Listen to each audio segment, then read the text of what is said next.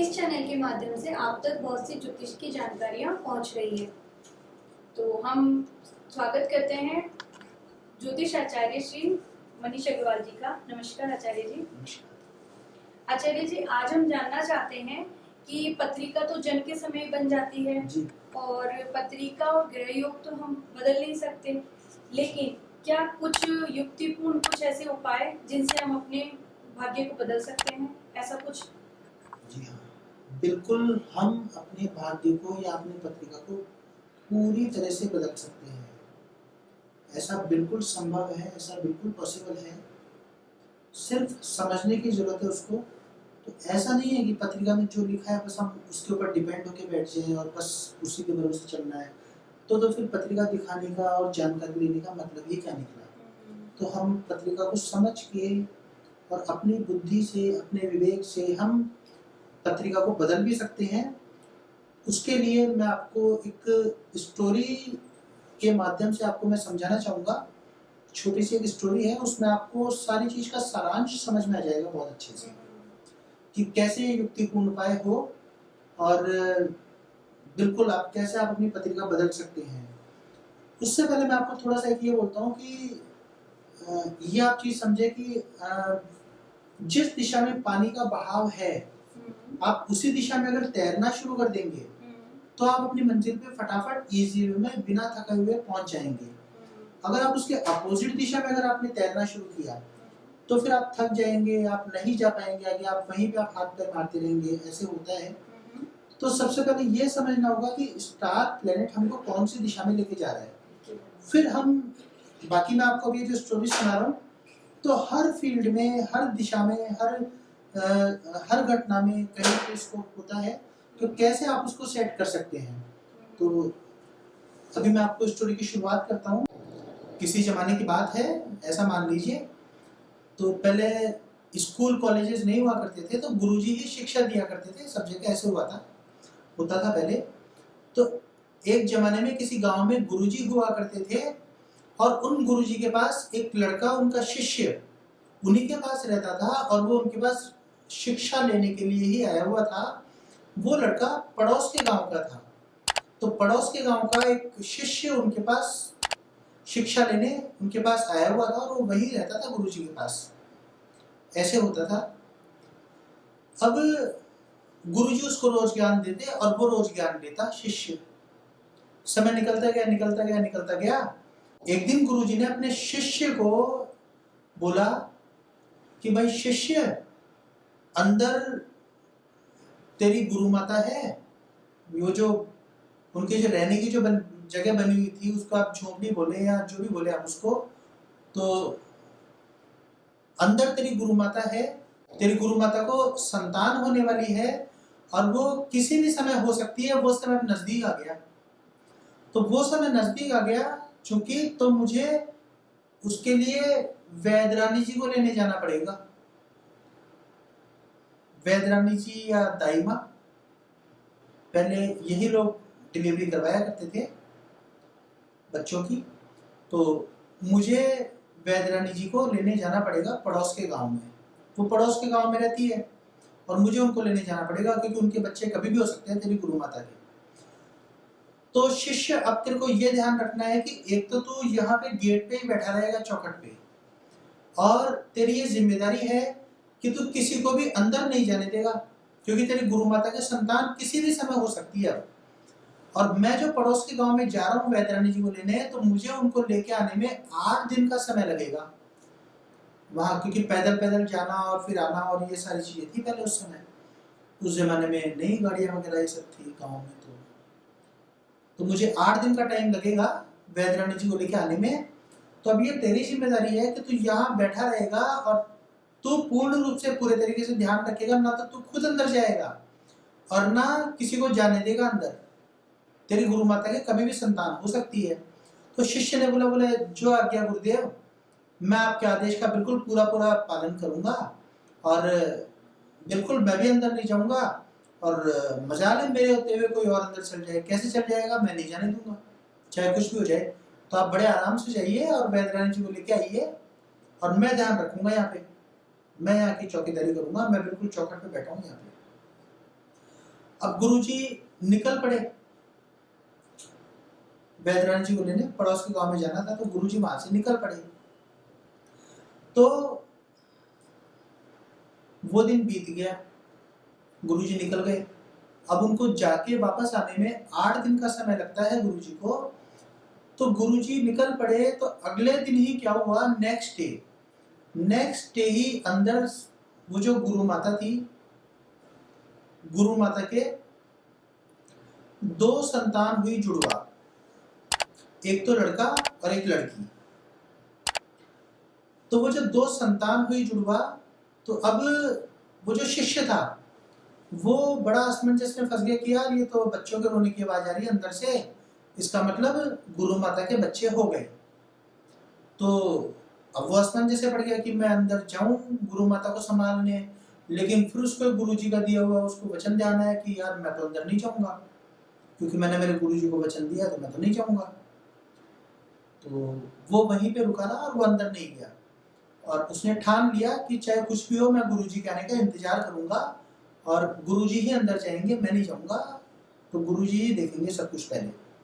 तो वो वहां पे बिल्कुल वो तो ठान लिया उसने और बैठ गया।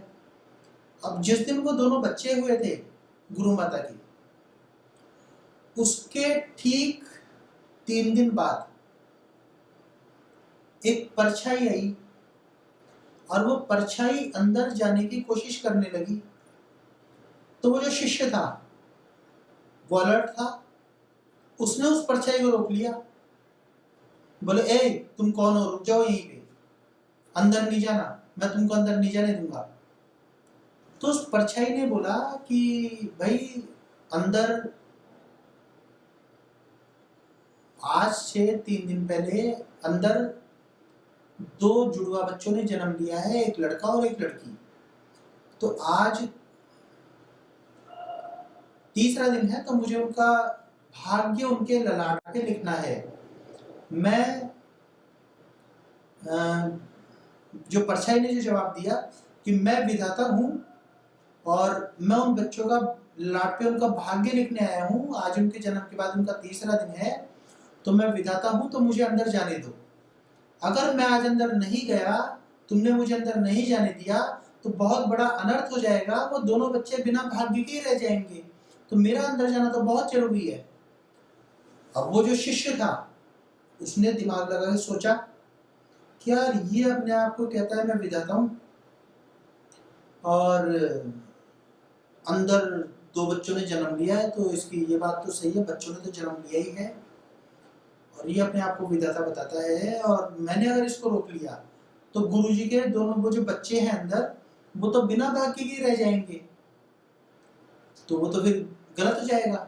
भाग्य तो लिखना बहुत जरूरी है, भाग्य तो होना चाहिए, तो गुरुजी के बच्चे बिना भाग्य के रह जाएंगे तो वो भी काम खराब हो जाएगा फिर। तो उसने बहुत सोच के और फिर उस परछाई को बोला शिष्य कि ठीक है विधाता, आप अपने आप को विधाता बता रहे हो तो कोई बात नहीं, और चूंकि आपको अंदर मेरे गुरुजी के बच्चों का भाग्य लिखने जाना है, तो ठीक है मैं आपको अंदर जाने के लिए रास्ता देता हूं, लेकिन एक शर्त है मेरी उसमें, वो शर्त अगर आप मान लोगे तो मैं आपको अंदर जाने दूंगा, नहीं तो मैं आपको अंदर नहीं जाने दूंगा। उसने ऐसे बोला शिष्य ने। तो उस परछाई ने बोला ठीक है तुम अपनी शर्त बताओ और मैं तुम्हारी शर्त मानूंगा, लेकिन मुझे अंदर जाने दो। बोले मेरी शर्त ये है कि आप अंदर जाएंगे और बच्चों के भाग्य पे, उनके ललाट पे उनका भाग्य लिख के आएंगे, उसके बाद जब आप वापस जाएंगे तो मुझे बता के जाएंगे कि आपने उनके भाग्य में क्या लिखा, ये बात आप मुझे बता के जाएंगे। तो विधाता ने बोला भाई ठीक है मैं बता जाऊंगा, इस तरह से। तो परछाई अंदर गई, कुछ देर बाद वो वापस आई, जाने लगी, तो शिष्य ने रोक लिया, बोले ए विधाता, तुम अपने आप को विधाता बता रहे थे, रुको, और तुमने मुझे वचन दिया था, तुमने मेरे से प्रॉमिस किया था कि वापस जाते समय तुमने उनके ललाट पे उनके भाग्य में क्या लिखा बच्चों के, वो मुझे बता के जाओगे, तो अपना वचन निभाओ और मुझे बता के जाओ कि आपने उनके भाग्य में क्या लिखा। तो उस परछाई ने जवाब दिया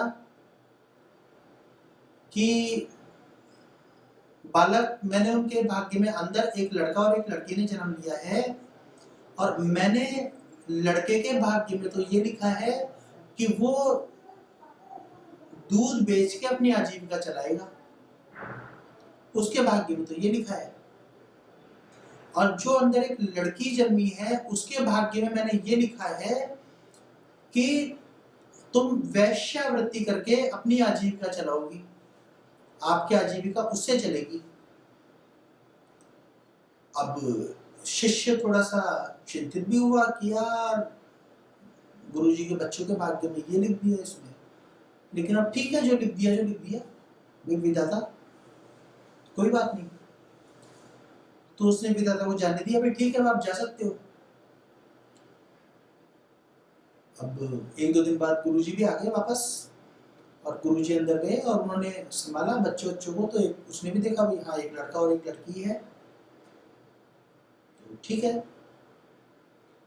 अब गुरुजी ने उस शिष्य को फिर से शिक्षा देना चालू की, और उस शिष्य की शिक्षा पूर्ण हो गई एक टाइम पे, थोड़ा बड़ा भी हो गया और शिक्षा पूर्ण भी हो गई, समय बीतता गया। और शिक्षा पूर्ण होने के बाद में गुरुजी ने उसको बोला अपने शिष्य को कि अब तुम्हारी शिक्षा पूरी हो गई है, तो तुम अपने घर वापस चले जाओ, अपने गांव अपने घर वापस चले जाओ, तुम जा सकते हो, अब तुम्हारी शिक्षा पूरी हो गई, जो आज्ञा गुरुदेव। तो वो अपने गांव लौट गया, अपने घर लौट गया वापस शिक्षा पूरी करके। अब वो शिक्षा पूरी करके अपना घर लौट गया, तो उसके बाद में कुछ साल बीते, तो वो जो शिष्य था अब वो और बड़ा हो चुका था, युवक हो चुका था तो पूरा। तो उसको कहीं किसी प्रोग्राम फंक्शन में किसी दूसरे गांव में जाना था।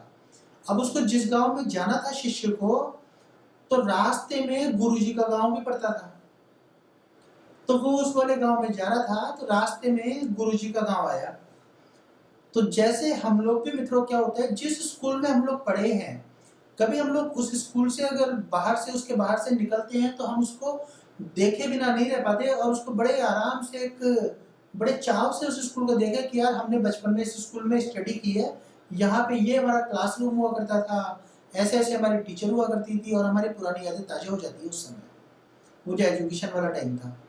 तो ऐसे ही वो गुरुजी के गांव से निकल रहा था शिष्य, तो उसको वो समय याद आ गया कि यार मैंने तो इस गांव में अपनी शिक्षा ली है, ऐसे अपनी शिक्षा यही पूरी की है, मेरे गुरुजी का गांव है ये तो।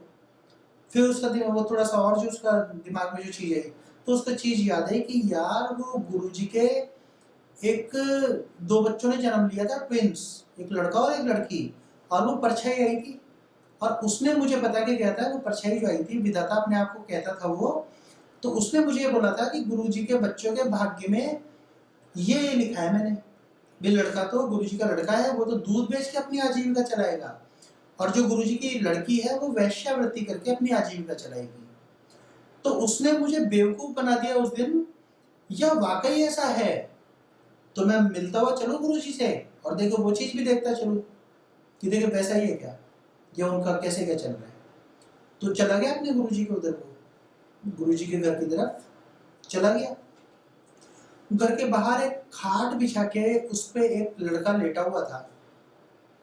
तो उसने पूछा कि अरे भाई, यहाँ एक गुरुजी रहा करते थे इस घर में, और तो वो कहाँ है आजकल, तो वो किधर है, मुझे उनसे मिलना है। तो जो खाट पे लड़का लेटा हुआ था वो बोला, भाई वो गुरुजी तो नहीं है, वो तो स्वर्ग सिधार गए, ऐसे। तो अब शिष्य ने पूछा अच्छा अच्छा, तो बोले तुम कौन हो? बोले मैं उनका लड़का हूँ। बोले अच्छा अच्छा, तुम उनके बेटे हो, उनके लड़के हो? कि हाँ। और यार तो ठीक है, मैं तुम्हारा बड़ा भाई हूँ, तुम गुरुजी के लड़के हो, तो हम दोनों गुरु भाई हैं, क्योंकि मैंने तुम्हारे पिताजी से शिक्षा ली है, शिक्षा प्राप्त की है, उस नाते मैं तुम्हारा भाई हो गया। तो तुम्हारे पिताजी मेरे गुरुजी थे, तो हम लोग गुरु भाई हो गए आपस में। तो मैंने तुम्हारे पिताजी से शिक्षा प्राप्त की है, मैंने मेरा बचपन यही निकाल के यहीं से मैं शिक्षा प्राप्त करके मेरे घर लौट गया था, ऐसे ऐसे। तो यार तुम मुझे एक चीज और बताओ। तो उसने उठ के खाट पे से उसने बिठाया उसको, भी बैठो भैया, आप मेरे पिताजी से शिक्षा लेके गए थे, तो आप बैठिए, मेरे बड़े भ्राता को आप फिर। तो कहा बैठिए, उसको पानी वानी पिलाया लाके, पानी वानी पिया उस शिष्य ने। अब वो बात करने लगा, फिर वो उस लड़के से पूछ रहा था कि यार तुम एक चीज बताओ कि जब तुम्हारा जन्म हुआ था तो तुम्हारे साथ में तुम्हारी एक बहन का भी जन्म हुआ था, तो वो कहाँ है, वो हमको क्यों नहीं दिखाई दे रही यहाँ कहीं भी। तो और गुरुजी को गए कितना टाइम हो गया, कैसे गए, क्या हुआ, तो ये सब जानकारी लेने लगा। अब वो जो गुरुजी का लड़का था तो वो उसको सारी कहानी सुनाने लगा कि अरे भैया क्या बताएं, मेरे पिताजी को तो गुजरे कई साल हो गए, और उसके बाद में पिताजी के गुजरते फिर गरीबी के दिन थे, तो बड़ी मुश्किल से जैसे तैसे मैं तो अपना ये एक गाय है इसका दूध बेच के और जैसे तैसे करके अपनी दाल रोटी का जुगाड़ करके और दाल रोटी चला, तो बस इसका रोज इसका दूध बेचता हूँ और उससे जो पैसे आते हैं बस दाल रोटी ही निकल पाती है सिर्फ मेरी, और एक्स्ट्रा उससे कुछ नहीं आता। तो ऐसे में टाइम पास कर रहा हूँ। और मेरी जिस बहन की आप बात कर रहे हैं तो बिल्कुल सही कह रहे हैं आप, मेरी एक बहन भी हुई थी, तो वो क्या कर रही है, इस रोड से आप सीधा जाएंगे तो लगभग 7-8 किलोमीटर दूर एक कुटिया उसने बना रखी है वहां पे। और चूंकि अब हमारा गरीबी का जीवन था, गरीबी में निकले हम लोग, और हमारे पास पैसे थे नहीं, पिताजी हमारे चले गए, तो मेरी जो बहन है उसने वहां पे कुटिया बना रखी है और वहां पे वो वैश्यावृत्ति का काम करती है और उससे अपनी आजीविका चला रही है। तो अब गुरुजी का शिष्य विचारों में खो गया कि यार ये तो सही निकला, उसने जो हमको बात बताई थी विधाता ने वो तो एकदम सही है, ये तो सब वैसे का वैसे ही हो रहा है। लेकिन अब उसके अंदर भाव जागे शिष्य के अंदर कि यार ये जो मैंने इसके पिताजी से, इनके पिताजी मेरे गुरुजी थे, तो मैंने उनसे शिक्षा प्राप्त की थी, तो उनसे मैंने इसके पिताजी से मैंने शिक्षा ली थी, तो मेरा दायित्व बनता है कि मैं किसी प्रकार से इन दोनों का जीवन ठीक करूं, इन दोनों का जीवन में मैं जो सुधार कर सकता हूं वो करूं। तो शिक्षा तो उसने उनके पिताजी से ली थी, ज्ञान उसके पास था ही, तो उसने दिमाग लगाया, युक्ति लगाई, उसने एक दिमाग लगाया तो एक युक्ति उसके दिमाग में आई। तो उसने गुरुजी के लड़के से एक कमिटमेंट करवाया, एक उसने बात की कि भाई मैं तुम्हारा गुरु भाई हूँ और तुम्हारा बड़ा भाई हूँ, उस नाते मेरा ये फर्ज बनता है कि मैं तुम्हारी गरीबी दूर करूं और तुमको सही से सेट करके जाऊं। बोले बात तो ठीक है भैया, आप आदेश कीजिए मुझे क्या करना होगा। बोले अब तुमको जो करना होगा तो तुम पहले तो ये दृढ़ निश्चय कर लो कि मैं जो बोलूंगा वो ही करोगे तुम, अब तुमको तुम्हारी गरीबी दूर करनी है तो बोले ठीक है भैया बताइए मुझे क्या करना है। बोले तुम क्या करो कि सबसे पहले तो कल सुबह सुबह उठ के इस गाय को खोलो यहाँ से और इसको गाय को ही बेचो जाके मार्केट में, इसका दूध नहीं निकालना तुमको, गाय को ही बेचो जाके, दूध नहीं बेचना इसका। तो अब वो जो गुरुजी का लड़का था वो बड़ा परेशान हुआ कि अरे आप तो मेरे बड़े भैया हैं, आप मेरे गुरु भाई हैं, तो आप मुझे कैसी शिक्षा दे रहे हैं कि जो मेरी आजीविका का साधन है ये गाय, मैं इसी को बेचूं जाके, फिर मेरी दाल रोटी का गुजारा कैसे होगा, मैं कैसे दाल रोटी कमा के खाऊंगा, मैं इसी से तो मेरी आजीविका चल रही है और आप बोल रहे हो इसी को बेचा जाके, तो आप मेरे भाई हो कि मेरे दुश्मन हो, कैसी सलाह दे रहे हो आप मुझे।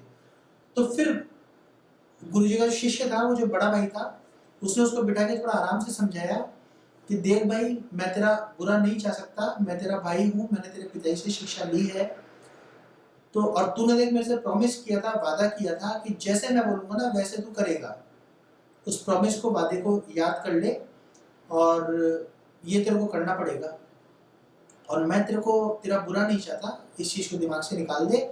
उसने जैसे तैसे उसको विश्वास में लेके, और भाई ठीक है भैया अब आप कहते हो तो अब फिर प्रॉमिस वादा कर लिया आपसे, तो वचन दिया आपको आपकी बात मानने का, तो ठीक है मैं कल सुबह जाके गाय बेचता हूँ। और उदास हो गया वो गुरुजी का लड़का कि अब मैं यार रोजाना दाल रोटी गाय से कमा के खाऊंगा। तो उस गुरुजी के शिष्य ने यही बोला, बोले मैं यहाँ से बाद में जाऊंगा, पहले तेरी गरीबी दूर करूंगा, जब तक तेरी गरीबी दूर नहीं हो जाती मैं यहाँ से जाऊंगा ही नहीं, वो टेंशन चिंता तो सब मेरे ऊपर छोड़ दे, लेकिन तू गाय को बेच के आ।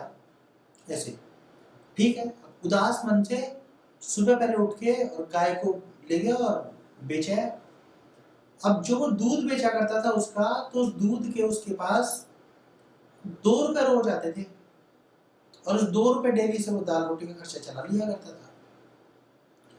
अब वो उस दिन गाय बेच के आया, तो गाय बेच के उसको गाय के मिले उसको 400 रुपए, गाय 400 रुपए बिक गई। नोट गिनता गिनता उदास मन से आ रहा था, आके बैठ गया खाट पे अपने गुरुजी के शिष्य के साथ, अपने पिता के शिष्य के साथ, अपने बड़े भाई के साथ वो बैठ गया और बैठ के और बस वो नोट बोले ये, तो शिष्य बोला क्या बात है, कितने में बेची गाय? बोले 400 रुपए में। लेकिन ये 400 रुपए मेरे कितने दिन चलेंगे, ये तो एक टाइम पे खत्म हो जाएंगे। आपने तो मेरी भैया रोजी रोटी बिकवा दी आपने तो, 400 रुपए में कितने दिन खाऊंगा, ये तो एक टाइम पे खत्म होनी है ना, क्योंकि अब कमाई का तो कोई जरिया कोई सहारा रहा नहीं, ये खत्म होते है, मेरा क्या होगा पता नहीं। बोले तू चिंता मत कर, मैं यहाँ से बाद में जाऊंगा, पहले तेरी व्यवस्था करवाऊंगा, पहले तुझे सेटल करूंगा। ठीक है भैया। अब ये सारी जो स्टोरी घूम रही थी इस तरीके से, ये कौन देख रहा था? ऊपर बैठा हुआ विधाता। विधाता वो ये सारी सिचुएशन देख रहा था। अब विधाता ये सब देख रहा था, तो चूंकि विधाता उसके ललाट पे लिख के गया था कि तुम दूध बेच के अपनी आजीविका चलाओगे, तो गाय बेचा है वो, अब दूध कैसे निकाल के बेचेगा? वो दूध कहाँ से बेचेगा? तो विधाता को कोई टेंशन कि यार मैंने तो इसके बाद ये लिखा था और अब ये कल दूध कैसे बेच के आएगा? तो विधाता के को टेंशन हो गई कि यार मेरी लिखी हुई चीज तो बदल ही नहीं सकती ऐसे। तो विधाता ने भी यहाँ पे अब दिमाग लगाए और उसने क्या किया कि मनुष्य का रूप धारण किया और हाथ में गाय ली और चलता चलता चलता चलता पहुंच गया उसके पास, वहां पे उस लड़के के पास, और वहां जाके बोलता है कि हे बालक, मुझे किसी ने ये बताया है कि आप किसी ब्राह्मण को एक गाय का दान कीजिए, तो मैं ये गाय लेके आया हूँ, और चूंकि आप एक ब्राह्मण पुत्र हैं, तो क्या आप मेरे से दान ले सकते हैं गाय का? ये मैं गाय आपको भेंट देना चाहता हूँ, तो क्या आप ये भेंट स्वीकार करेंगे मेरी? तो लड़का के तो चेहरे पे रौनक आ गई, अरे यार मैं तो आज सुबह गाय बेच के आया था और ये तो आ गया वही तकदीर का। बोले हाँ हाँ मुझे दे जाइए, मैं बिल्कुल ले लूंगा गाय। तो भगवान जी उसको गाय भेंट करके और चले गए। अब वो बड़ा खुश हुआ, गाय उसने फिर बांध दी कि कल से इसका दूध निकाल के बेचूंगा। एक गाय निकल गई तो कोई बात नहीं, दूसरी आ गई, मेरी तकदीर बढ़ जाती है तो दूसरी आ गई, ये सोच के और वो खुश हुआ बड़ा। अब वहीं पे साइड में बैठा बैठा गुरुजी का जो शिष्य था वो ये सब देख रहा था। तो वो ये सब देख के और उसने उस लड़के को फिर बोला, गुरुजी के लड़के को, कि देख तो इसका दूध नहीं निकलेगा तो कल वापस से इस गाय को बेच के आएगा, फिर से बेच के इस गाय को। तो वो लड़का बोला अपने गुरु भाई को कि अरे भैया, आपने पहले ही मेरी दाल रोटी चलवा दी, आपकी वजह से मेरी पहले वाली गाय बिक गई। अब बड़ी मुश्किल से, कोई मेरे भाग्य से समझ लो या ईश्वर की कृपा समझ लो, अगर ये कोई गाय दान देने वाला मेरे पास आ गया और मेरे पास वापस से अगर गाय आ गई, तो इसको आप क्यों बिकवा रहे हो भैया? ये तो मेरी रोजी रोटी है, मुझे अपना काम ऐसे ही तो करना है इस तरीके से, तो मेरी रोजी रोटी क्यों आप खराब करने में लगे हो? बोले देख, तूने मेरे से प्रॉमिस किया था, वादा किया था कि मैं जैसा बोलूंगा वैसे करेगा। तो शिष्य, वो जो लड़का था गुरु जी का, वो फिर उदास हो गया। ठीक है भैया, आप जैसे बोल रहे हो वैसा ही करूंगा, कल सुबह इसको भी बेचाऊंगा, क्या करूँ आप बोल रहे हो तो। वो अगले दिन सुबह पहले गया, उसको फिर बेचाया, फिर उसके पास 400 रुपये आ गए। अब विधाता ऊपर से देखा तो उसके फिर टेंशन हो गई, अरे यार मैं इसको गाय दे के आया था, ये इसको फिर बेचा है, आजीविका तो इसकी दूध बेच के चलवानी है ना, तो ये तो मेरा लिखा हुआ गलत हो जाएगा ऐसे तो। विधाता ने फिर से वेश बदला, कोई नया वेश धारण किया और फिर गाय लेके उसके वहां पहुंच गए। भाई मुझे किसी ने गाय का दान बताया है और वो कहते हैं कि किसी ब्राह्मण को गाय दान करो, तो आप ब्राह्मण पुत्र हैं, तो ये मेरी भेंट स्वीकार आप कर लेंगे क्या? वो फिर वापस खुश हुआ लड़का, अरे वाह यार ये तो फिर आ गई गाय, मेरा रोजगार तो फिर आ गया। और उसने गाय को फिर वापस बांध दिया और बड़ा खुश हुआ। वो शिष्य बैठा बैठा ये भी देख रहा था। फिर वापस वो बोला, बोले देख, तू इस गाय को भी कल बेच के आएगा, ये गाय भी नहीं रखेगा तू। फिर वो लड़का वही बात करके, अरे यार भैया, बोले गाय आ गई, मेरा रोजगार आ गया, तो आप क्यों उसको हटाने में लगे हो आप? बोले देख, तूने प्रॉमिस किया था, मैं जैसे बोलूंगा वैसे ही करेगा, ठीक है। अब लड़के ने बोला, बोले ठीक है भैया, उदास होके वापस, ठीक है आप बोल रहे हो तो कल सुबह फिर बेच के आऊंगा। यही समीकरण कुछ दिनों तक लगातार वो गुरुजी का शिष्य करवाता रहा उससे, और वो लड़का करता रहा। तो जहां वो 2 रुपए रोज या 3 रुपए रोज उस दूध में कमाया करता था, अब वो 400 रुपए रोज की इनकम होना शुरू हो गई उसकी गाय बेच के। विधाता रोज आते उसको गाय दे जाते और वो गाय बिकवा देता शिष्य, ऐसे करता। थोड़े दिनों में उसके पास पैसा इकट्ठा हो गया काफी। अब पैसा इकट्ठा हो गया, तब वो शिष्य, वो गुरुजी का शिष्य था, वो बोला कि अब तो इससे दूध का बड़ा व्यापार कर ले, होलसेल व्यापार आराम से। अब तो भले पूरा फार्म हाउस खोल, भले खूब सारी गाय खरीद ला और उनका दूध निकाल के बेच, तो तेरी गरीबी दूर हो गई। अब ऐसे अब तो दूध का बड़ा व्यापार कर ले। वो बड़ा खुश हुआ कि हाँ भैया ने एकदम सही सलाह दी, और अब तो मेरी गरीबी दूर हो गई यार। अब तो मैं एक गाय के, अब तो मैं 10 गाय पालूंगा, 20 गाय पालूंगा, 25 गाय रखूंगा, मैं अब तो पूरी डेयरी खोलूंगा, पूरा फार्म हाउस ही बना लूंगा अब तो मैं। तो वो 20-25 गाय ला की और ऐसे उसने दूध का बिजनेस चालू कर दिया। तो वो ऐसे पैसे वाला बन गया, और फिर पैसे वाला बन के और फिर उसने शादी वादी भी कर ली और अपना घर भी बसा लिया और बड़े आराम से अपना जीवन जीने लगा। अब वो जो गुरुजी का शिष्य था बोला, ठीक है अब तेरी गरीबी दूर हो गई, तू सेटल हो गया, अब मुझे तो तेरी बहन का पता दे, मुझे उसको भी, उसकी भी गरीबी दूर करके उसको भी ठीक करना है। क्योंकि मैंने तेरे पिताजी से ज्ञान लिया है, तो मैं उसको भी सही रास्ते पे सही करके जाऊंगा। तो ठीक है भैया, आप इस रोड से सीधे चले जाइए, यहाँ से ठीक 8 किलोमीटर दूर राइट हैंड पे एक झोपड़ी आएगी, और वो झोपड़ी में मेरी बहन रहती है, और आपको पता चल जाएगा वहां जाके, ठीक 8 किलोमीटर दूर जाके। अब वो शिष्य चल दिया उस रोड पे 8 किलोमीटर आगे। अब वो चल दिया 8 किलोमीटर आगे, जाके उसको राइट हैंड पे एक झोपड़ी मिली। तो झोपड़ी देख के और फिर उसने गेट खटखटाया उसका, तो अंदर से वो लड़की ने गेट खोला।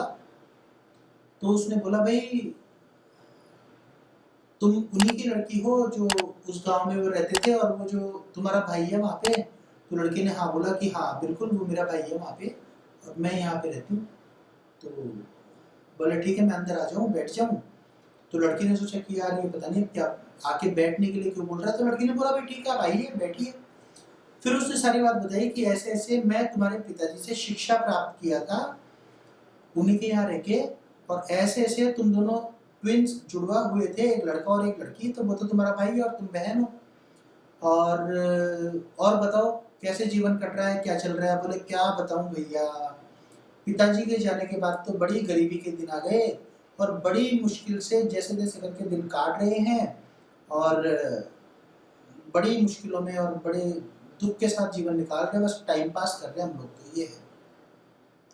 बोले कोई बात नहीं, देख ऐसा है कि मैंने तेरे पिताजी से शिक्षा प्राप्त की है, उस नाते तू मेरी, मैं तेरा गुरु भाई हो गया और तू मेरी बहन हो गई। तो उसने बोला, बोले हाँ ठीक है भैया, आप मेरे भैया हो और मैं आपकी बहन हूँ। तो बोले अब क्या है कि मैं ये ठान के आया हूँ यहाँ पे कि मैं ये जो तेरी गरीबी है ना, इसको दूर करके जाऊंगा, ऐसे मैं आगे नहीं जाऊंगा। बोले आपका बहुत बहुत भला हो भैया, ऐसा कुछ कर दो हमारे, तो आपने तो हमारे पिताजी से शिक्षा ली है, तो कुछ कर दो, तो नॉलेज है आपको, तो गरीबी कैसे दूर होगी? बोले देख, तेरे को एक प्रॉमिस करना पड़ेगा मेरे से कि तू, मैं जो बोल रहा हूँ वही तेरे को करना पड़ेगा, ऐसे। लड़की ने प्रॉमिस कर लिया कि ठीक है मैं आपको वचन देती हूँ, आप मेरे बड़े भैया हैं, तो जैसा भैया आप मुझे बोलोगे मैं वैसा ही करूंगी, बिल्कुल श्योर, डन। तो अब उन्होंने,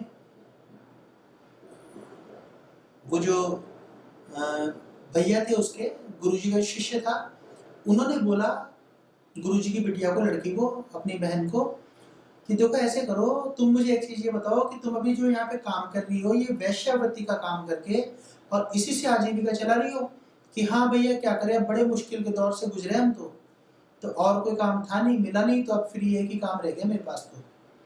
तो अब तुम मुझे ये बताओ सिस्टर कि तुम एक बार अगर तुम्हारे पास कोई व्यक्ति आता है तो एक बार सहवास करने के तुम कितने पैसे लेती हो?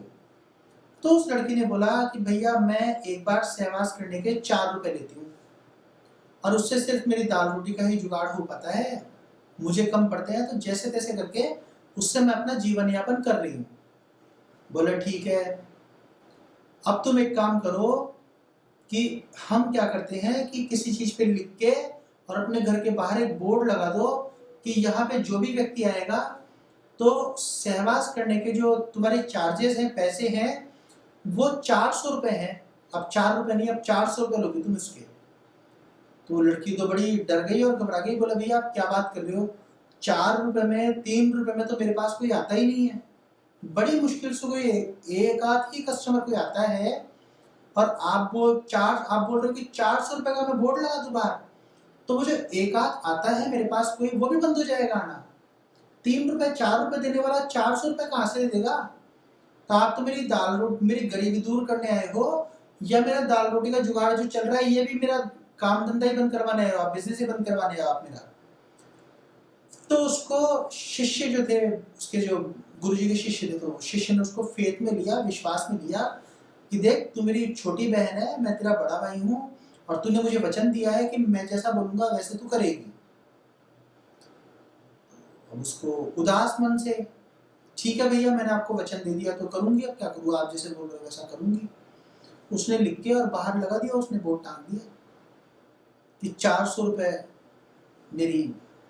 मेरे चार्जेस हैं, इस तरह से, या फीस है जो भी है वो।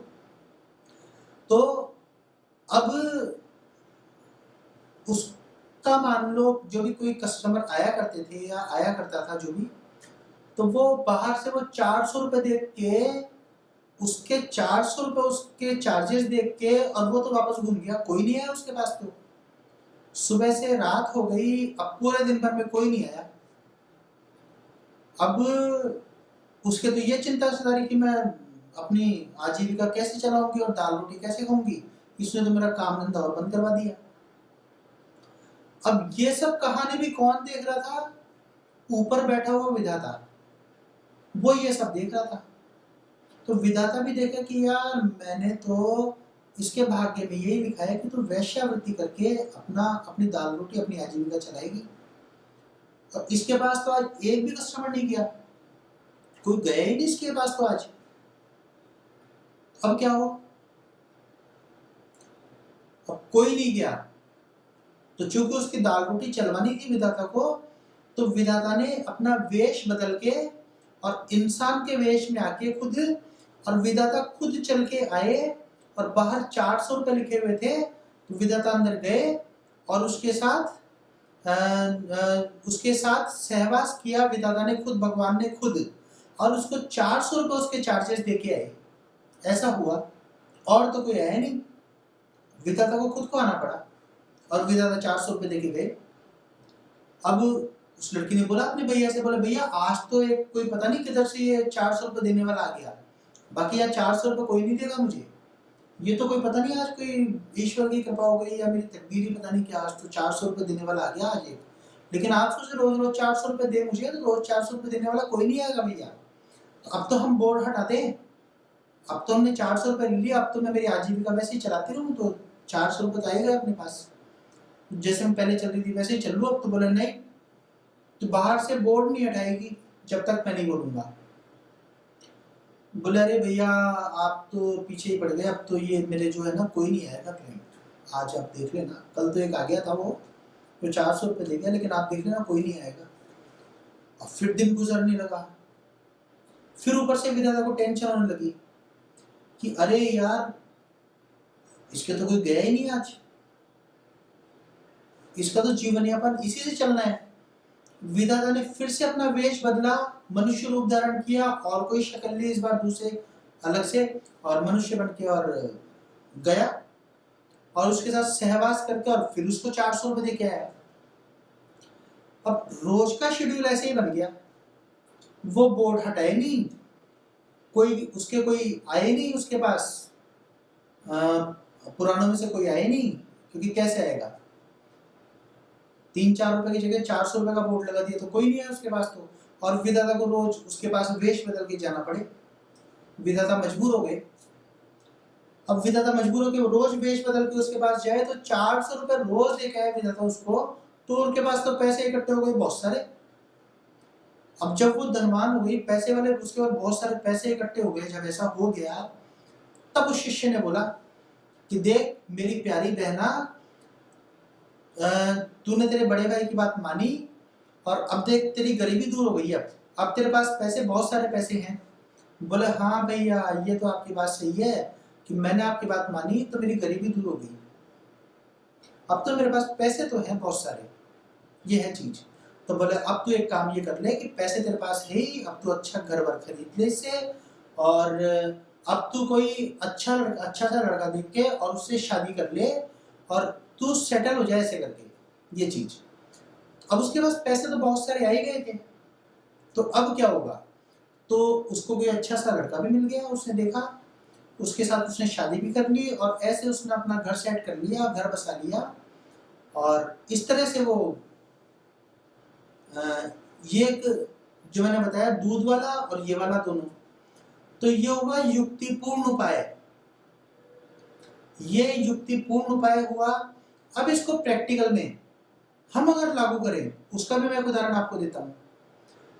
मान लीजिए मेरे पास अगर कोई व्यक्ति पत्रिका दिखाने आया और मैंने उसको बोला कि आपकी पत्रिका में तो प्रॉपर्टी बिकने का योग बन रहा है, तो सामने वाला बोलता है कि हाँ आप बिल्कुल सही बोल रहे हैं, मैं प्रॉपर्टी बेचने की सोच रहा हूँ, लेकिन मुझे इसका ग्राहक नहीं मिल रहा प्रॉपर्टी बेचने का, तो आप मुझे कोई ऐसा उपाय बता दीजिए जिससे मेरी प्रॉपर्टी फटाफट बिक जाए और मेरे कर्जा हो गया और मैं तो बहुत टेंशन में हूँ, मुझे फटाफट से मेरा मकान बेचना है, देने हैं मुझे पैसे लोगों को। तो मैंने पहले तो उसकी पत्रिका में देख के लास्ट कैलकुलेशन लास्ट तक लगा के और ये निचोड़ निकाला कि इसकी प्रॉपर्टी लास्ट डेट कब है बिकने की, कब तक बिक जाएगी। तो वो 8 महीने का टाइम पीरियड आया था कि 8 महीने के अंदर अंदर इसकी प्रॉपर्टी बिक जाएगी, और उस कैलकुलेशन में बिल्कुल श्योर था मैं अपने आप में। ज्योतिष में भी कुछ चीजें होती है जो आपको बिल्कुल 100% श्योर नजर आती है, कुछ चीजें होती है जिनकी संभावना नजर आती है, तो वो मुझे बिल्कुल श्योर दिख रहा था कि इसकी तो प्रॉपर्टी जानी है और 8 महीने के अंदर अंदर जानी है इसकी प्रॉपर्टी। तो हमने उसको इस चीज के लिए रोक दिया कि आप प्रॉपर्टी का एडवांस नहीं पकड़ोगे किसी भी रेट में, और आपको इस प्रॉपर्टी के कितने पैसे चाहिए। तो उसने बोला कि मुझे इस प्रॉपर्टी के, मेरी ये 70 लाख रुपए की प्रॉपर्टी है और मैं इसके 60 लाख रुपए मांग रहा हूँ क्योंकि मुझे पैसों की सख्त जरूरत है, और 60 लाख रुपए में भी इसके कोई लेने वाला नहीं है इस प्रॉपर्टी का। एक कस्टमर है वो मुझे ये बोलता है कि मैं तो 45 लाख रुपए दूंगा, भाई देख ले। अब 70 लाख की प्रॉपर्टी 45 लाख, कभी 40 बोलता है कभी 45 बोलता है, तो 40-45 में कैसे दूं मैं उसको। तो मैंने उससे एक कमिटमेंट करवा लिया, मैंने कहा आप किसी भी रेट में एडवांस नहीं पकड़ेंगे मेरे से पूछे बिना, आपकी प्रॉपर्टी आपकी मुंह मांगी कीमत में बिकेगी। 8 महीने आपको कष्ट पाना है, परेशान होना है, तो 8 महीने आप परेशान हो लो कैसे भी करके, और आपकी प्रॉपर्टी मुंह मांगी रेट में बिकेगी। अब चूंकि वो योग था तो 2 महीने 2.5 महीने निकले, तो वो जो 40-45 देने के लिए तैयार हुआ था वो आगे बढ़ के बोले यार 47-48 ले ले, चल 50 लाख रुपए ले ले तू। मेरे पास उस क्लाइंट का फोन है, अभी 50 लाख रुपए देने को तैयार है। मैंने कहा हमने तो 70 मांगे थे ना, बोले 60 मांगे थे हमने, और 70 लाख उसकी मार्केट वैल्यू है, लेकिन हमने 60 मांगे तो 50 देना है ना, 60 थोड़ी दे रहा है, थोड़ा सा वेट करो। इस दुनिया में कोई दूसरा व्यक्ति ऐसा और है जिसके भाग्य में ये प्रॉपर्टी आने का योग है, और अगले 6 महीने के अंदर वो ये प्रॉपर्टी लेके जाएगा, आपको पैसे देके जाएगा और प्रॉपर्टी लेके जाएगा। अगर किसी एक की पत्रिका में प्रॉपर्टी जाने का योग बना तो वो तो हमने पकड़ लिया उसको, तो वो तो हमारा कस्टमर क्लाइंट था, मेरे पास पत्रिका दिखाने आता है। लेकिन अब इस दुनिया में एक कोई ऐसा व्यक्ति भी है जो जिसके वो प्रॉपर्टी खरीदने का योग बन रहा है, बस वो हमारे सामने नहीं है, यही तो चीज है। तो 50 एक ने लगाए, मैंने कहा एडवांस किसी भी रेट पे नहीं पकड़ोगे आप, बोला नहीं पकड़ूंगा आपसे पूछे बिना। 50 वाला 52, 53, धीरे धीरे 54, चलिए यार 55 लाख रुपए ले ले। अब उसने 60 मांगे थे, फिर उसने फ़ोन किया, अरे भाई साहब वो तो 55 लाख रुपए देने को तैयार हो गया यार। तो मैंने कहा आपको मन में कैसे ख्याल आ रहे हैं अभी? बोले 55 लाख रुपए में इसको निपटा दे यार, मैं परेशान हो रहा हूँ बहुत ज़्यादा। मैंने कहा नहीं, हमारी जो बात हुई थी ना वो 8 महीने की थी। मैंने कहा तो अभी तो 3 महीने 2.5 महीने और बाकी है लगभग, तो अभी रुको, अभी नहीं बेचोगे। और आपको वो 60 में एडवांस है तो भी एडवांस मेरे से पूछे बिना नहीं लोगे आप? बोले नहीं लूँगा, ठीक है।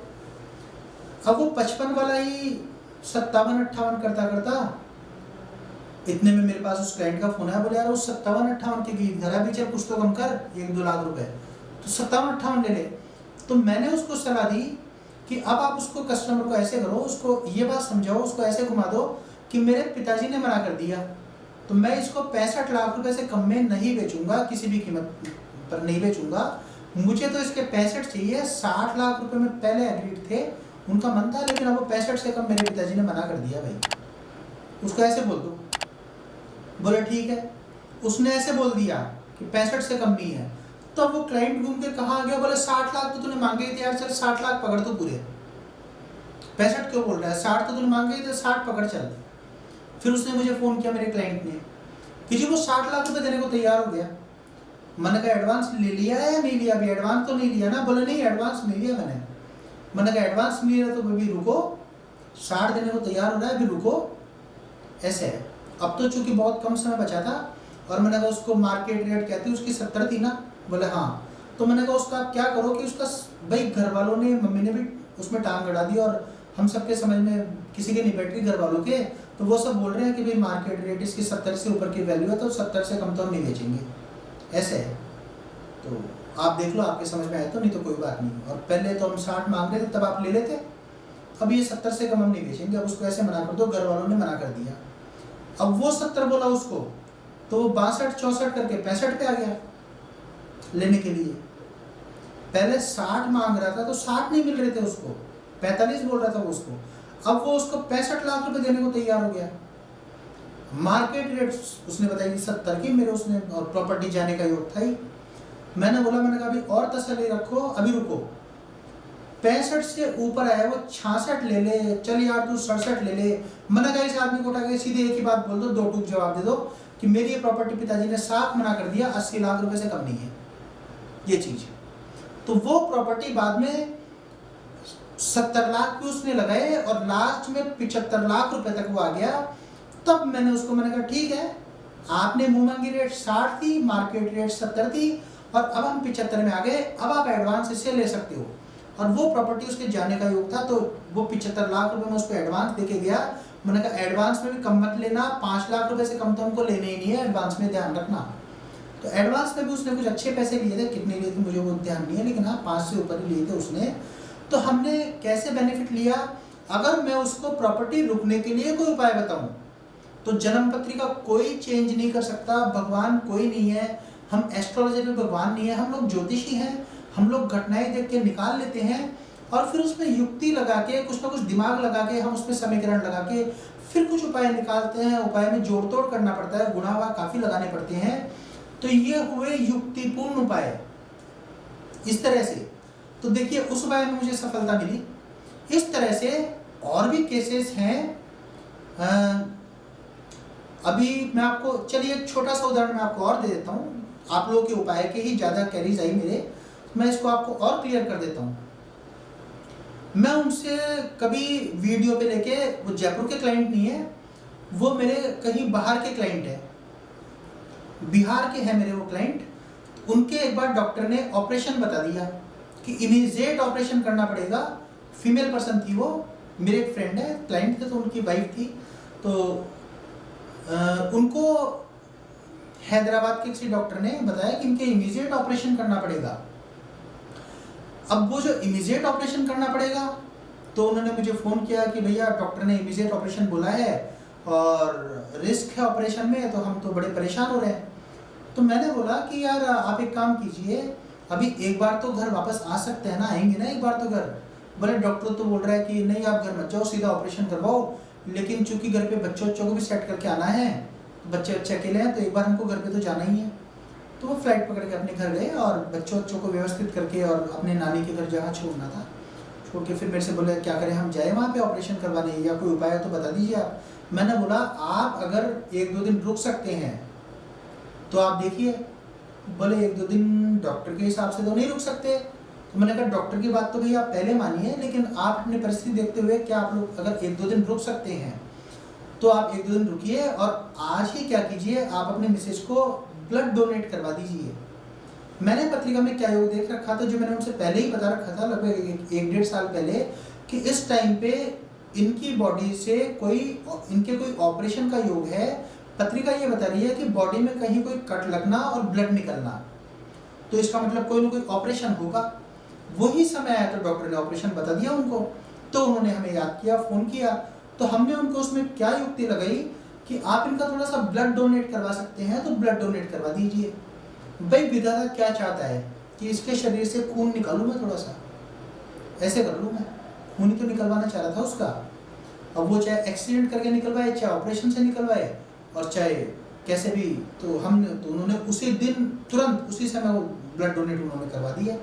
वापस आके फिर मुझे बोले हाँ भैया वो काम हमने कर दिया और ब्लड डोनेट हमने करवा दिया, अब आगे क्या आदेश है। मैंने कहा अब 1-2 दिन रुकिए, आप इंतजार कीजिए, 1-2 दिन तो रुकिए आप। 1-2 दिन रुके वो, तीसरे दिन मुझे फिर फ़ोन किया कि अब क्या करें, अब चले जाए ऑपरेशन करवाने। मैंने कहा यार अगर आप 1 वीक अगर निकाल सकते हैं तो निकालिए, 3 दिन तो निकल ही गए, 4 दिन और निकाल सकते हैं क्या? तो लोग कोशिश करते हैं 4 दिन और निकालने की। मैंने कहा प्रॉब्लम बढ़ जाए तो इमीडिएट तुरंत डॉक्टर के चले जाना, लेकिन डॉक्टर के बाद प्रायोरिटी पे रखना पहले। लेकिन मेरी जो बात है ना, इसको परिस्थिति को देखते हुए अगर हम वक्त निकाल सकते हैं तो ही निकालना, रिस्क बहुत ज़्यादा मत लेना। बोले ठीक है हम कोशिश करते हैं, देखते हैं। तो उसने ये इनके इन प्रकार 4 दिन और निकाल दिए, अब 1 वीक निकल चुका था। फिर मुझे फ़ोन किया कि अब क्या करें भैया, 7 दिन निकल गए, तो अब क्या हम डॉक्टर के जाएं या क्या करें।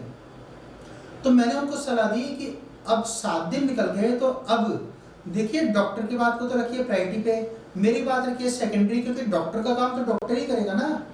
मैं एस्ट्रोलॉजर डॉक्टर का काम तो नहीं कर सकता, ऑपरेशन तो मैं नहीं कर सकता। लेकिन अब मैं आपसे एक बात और बोलना चाह रहा हूँ कि अगर अब आप 7 दिन और निकाल सकते हैं तो निकालने की कोशिश कीजिए, और नहीं निकाल सकते तो जाइए आप डॉक्टर के पास। तो उन्होंने मुझे जवाब दिया कि सर हम लोग जब 7 दिन ही निकाल दिए हैं तो आगे के 7 दिन और निकाल देंगे, अब क्या है देखेंगे। मैंने कहा देखेंगे नहीं, हमको रिस्क नहीं लेना बहुत ज़्यादा, आराम से कोशिश कीजिए 1-1 दिन निकालने की। तो उन्होंने 7 दिन और निकाल दिए, अब तो 14-15 दिन निकल चुके थे। अब 14-15 दिन के बाद 15 दिन के बाद उन्होंने फ़ोन किया। मैंने कहा अब आप वापस हैदराबाद उसी डॉक्टर के पास जाइए जो डॉक्टर इमीडिएट ऑपरेशन करने के लिए बोल रहा था। बोले हाँ हम जाएंगे, तो उसी डॉक्टर के पास, वो सबसे अच्छा डॉक्टर है वो। तो उसी डॉक्टर के पास गए 15 दिन बाद, और उसी डॉक्टर को जाके दिखाया, तो उसी डॉक्टर ने 15 दिन बाद वो क्या बोला कि इनके तो दवाइयों से ठीक हो जाएगा, ये जो कोई गांठ थी जो दवाइयों से ठीक हो जाएगी, और ऑपरेशन की कोई ज़रूरत नहीं है इनको, ऑपरेशन मत कर बाबा, और मैं दवाई दे देता हूँ उससे ठीक हो जाएगा। और उसके बाद में उन्होंने कंटिन्यू दवाई ली और दवाइयों से ठीक भी हो गए वो। तो इस तरह से हमने ऑपरेशन भी टाला। ये होते हैं युक्तिपूर्ण उपाय। तो दोस्तों ये जो आप लोगों की जो जिज्ञासाएं थी उपाय जानने की, उपाय मैं वैसे भी आपको बताऊंगा, आध्यात्मिकता वाले उपाय भी कभी किसी वीडियो में।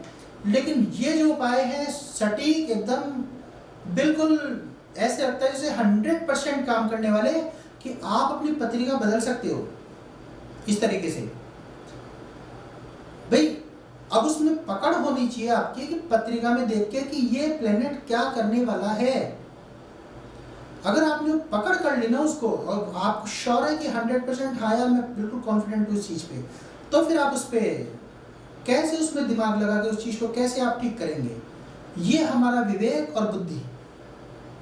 तो वहाँ उसको वैसे काम में लीजिए। तो ये युक्तिपूर्ण उपाय इस तरीके से होते हैं। तो मित्रों मैं आप यहीं तक आपको इस वीडियो में हम रखेंगे। वीडियो काफ़ी बड़ा हो गया पहले, बाकी फिर मैं आपको नेक्स्ट बताऊंगा।